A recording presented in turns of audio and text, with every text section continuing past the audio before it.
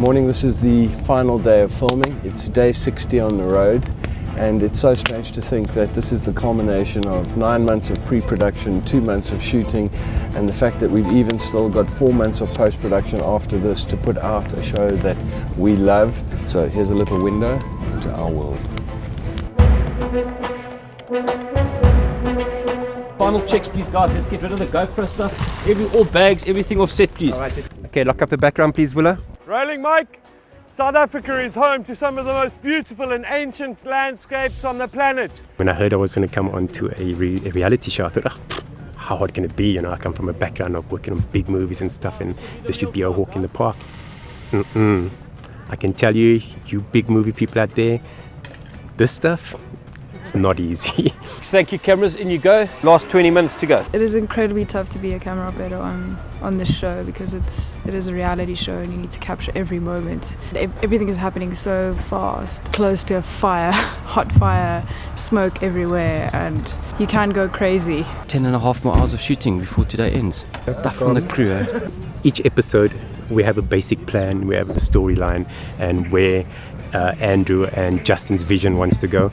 And, you know, it changes about 5 times a day. It changes. Justin's our creative, Andrew's our director, and the two of them are so dynamic together. I struggle to keep up sometimes, bouncing ideas of each other. That's the hardest part for me. But like I said, once I got it, I've got it. We went and did a bungee jump this morning, which was the epic opener because it was too windy yesterday. So rescheduling, reshuffling, fitting everything in. So things are always changing, things are always evolving. We're always trying to make a plan, always trying to keep up with what's happening. So it's a reality show. Things change. It's not like a movie script where and even those change. But I always love the fact that we come into a space and then create something almost from nothing, and look at it right now. It's a set. Another thing that sets it apart from other shows is that it always changes in terms of its physical appearance.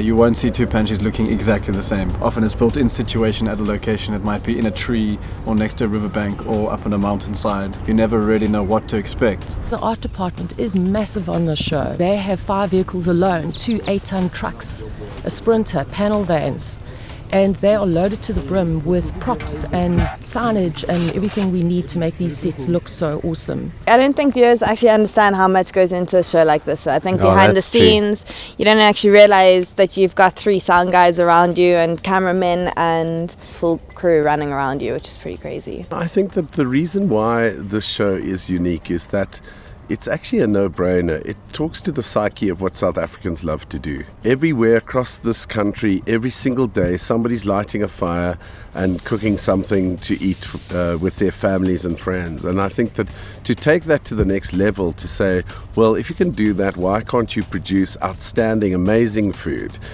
gourmet food, in fact, on a fire? And that is what we've done. And I think that we've had viewers absolutely amazed at what is possible to produce on a fire. What is different about Cooked in Africa is that it's very almost family orientated, if I don't know how to put that.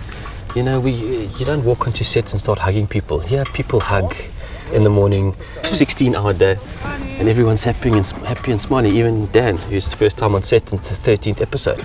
It's just a lack of vibe. The crew is handpicked, and it's all about experience, but it's also about how guys get on and how are we going to work together as one unit? Because if we don't stick together, the show can fall apart. This isn't what I usually do, but right now there's more. I'm unpacking some veggies into the pantry, which is really cool. I'm not letting you put your hand up my food today. I've actually got a cool sound team called Travis now.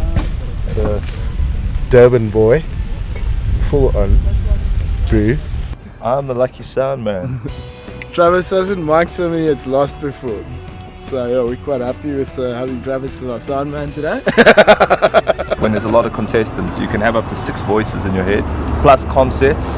So turns out to 7 or 8, depends who's talking. That's other than the normal 4 voices that you have in your head. Yeah, no, for sure. On a daily basis. Yes, father. And then we've got the youngest guy on the team called Crystal, Myberg. Where did you get that mic from? Sound team. And then I've got Mike Nyembe, such a cool oak. I'm excited. I feel just excited as a contestant, bro. This is off the hook because this year it's game on. Actually, I think the biggest thing that the viewer doesn't know about the show is that literally the day we finish filming season 4, we start the pre-production on season 5, and it takes us on average 9 months to work out our locations, what the challenges are going to be, put the right crew together, and then we come on the road for just 2 months. And they say that 99% of production happens in pre-production. It's literally a year-long dedication to one show.